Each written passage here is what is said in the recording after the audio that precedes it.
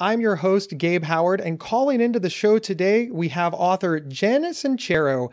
Jen is the author of You Are a Badass, How to Stop Doubting Your Greatness and Start Living an Awesome Life, which is a New York Times bestseller. Jen, welcome to the show.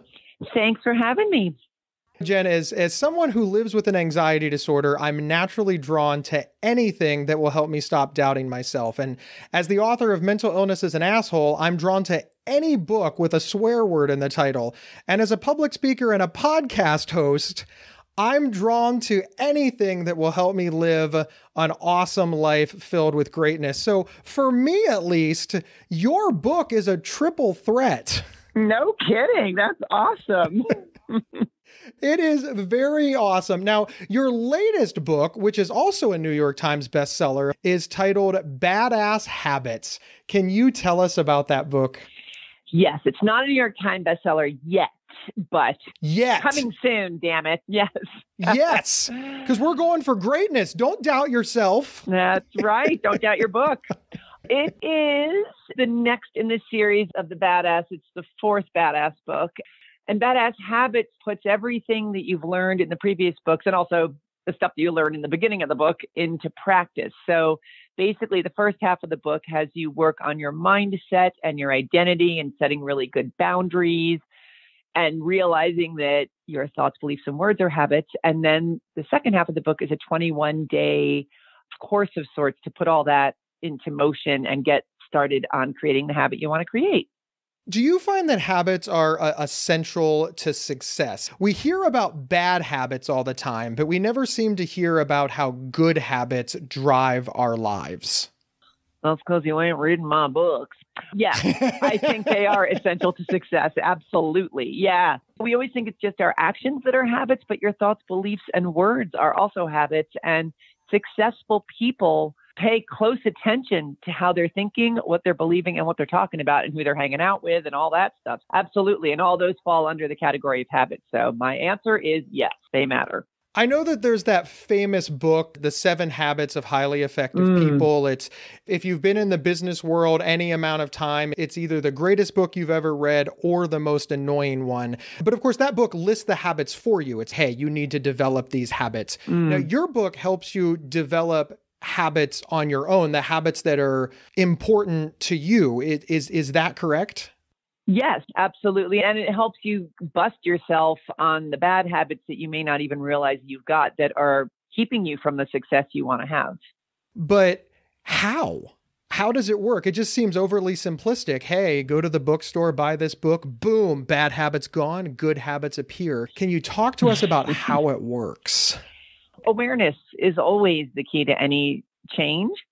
So it's about first becoming aware of the habits you've got. And we walk around on autopilot. We believe that it's really hard to make money, or that we suck at making money, or we believe that relationships always end in disaster, or we have all these beliefs and thoughts that are dictating how we perceive reality. And so the very first step of the book is to sort of make you step outside of yourself and start paying attention to what you've got going on, especially in the areas that you would like to improve in your life. So it really gets you into the specifics of your thoughts, beliefs, and words around what you've got going on and the habits you want to change.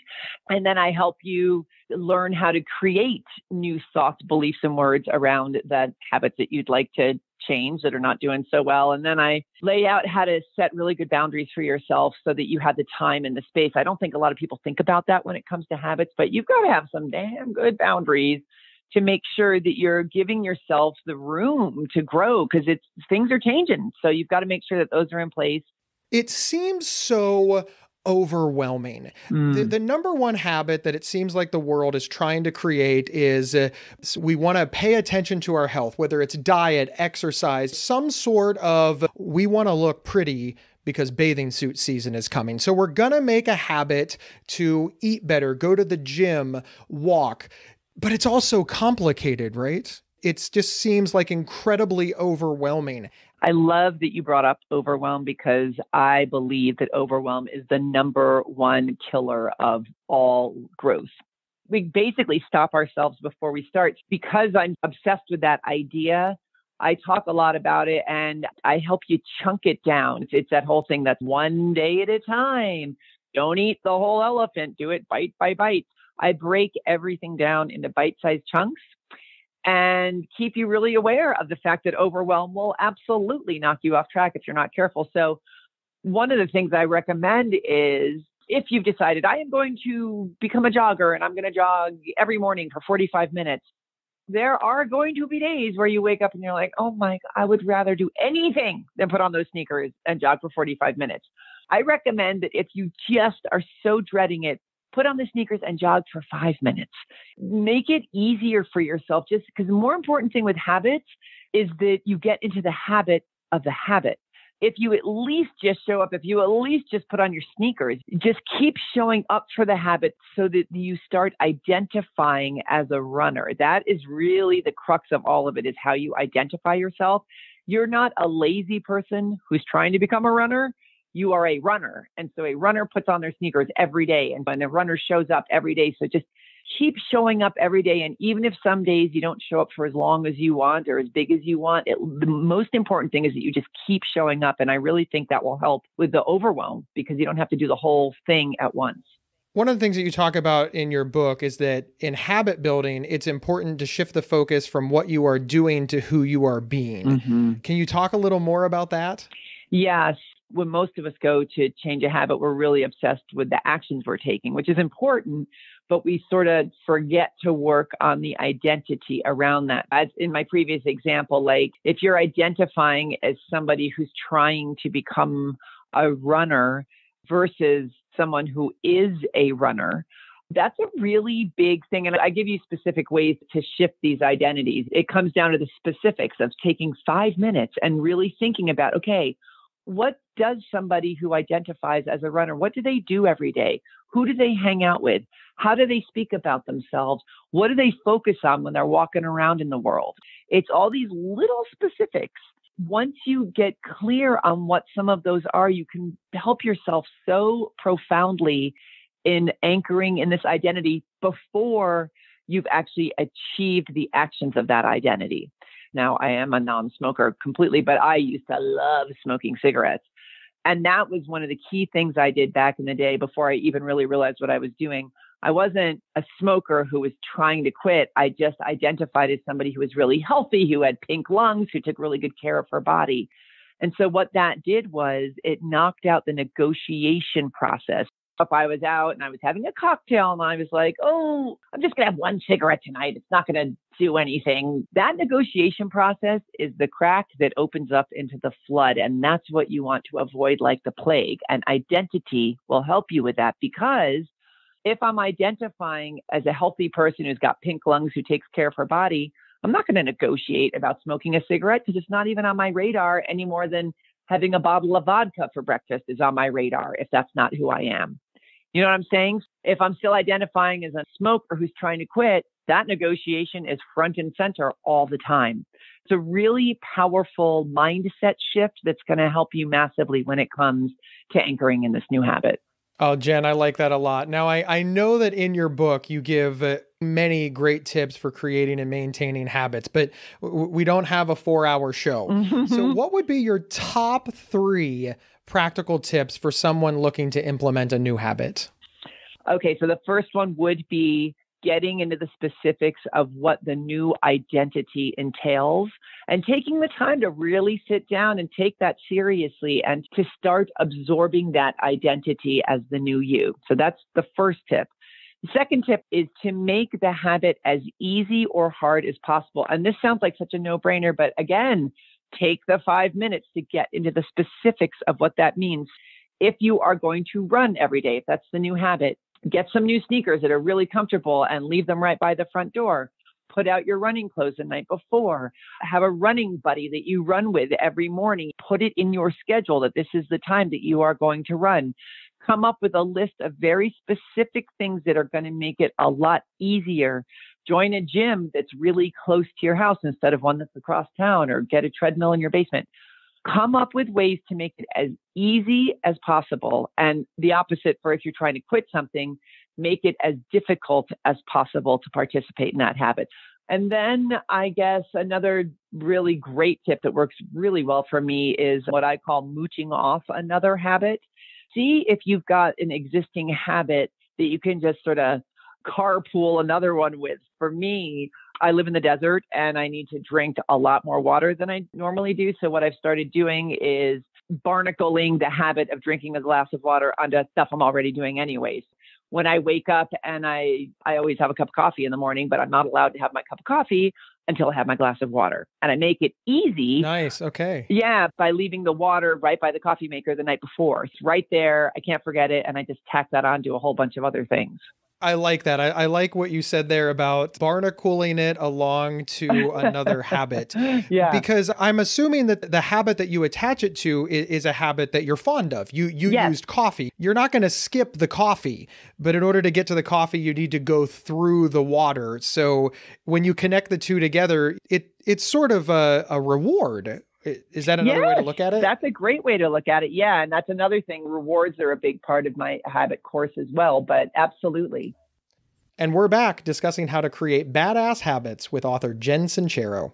Now, obviously, you didn't just make this all up. You didn't sit down in front of a computer one day and just start typing and magic came out. You did a lot of research on habits. Was there anything that shocked you or surprised you when you were doing the research for this book?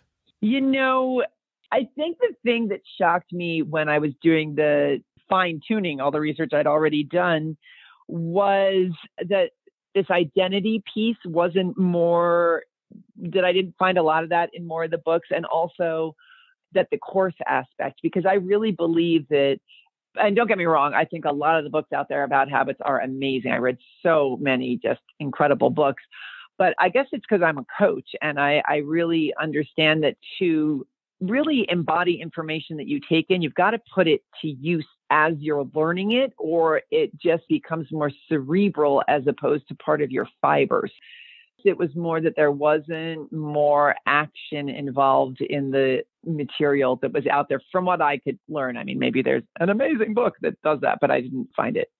Was there anything that didn't surprise you that you knew, you were positive of, and you were like, yep, it works exactly that way? And the reason that I ask is because, again, we get overwhelmed by this stuff. And yet I found by interviewing so many people about so many different mental health topics that it almost seems like the thing that people believe going in almost always ends up being exactly it. We're just not willing to put the work in, or we're complicating it in our own brain, or we're so overwhelmed, so we start adding to it.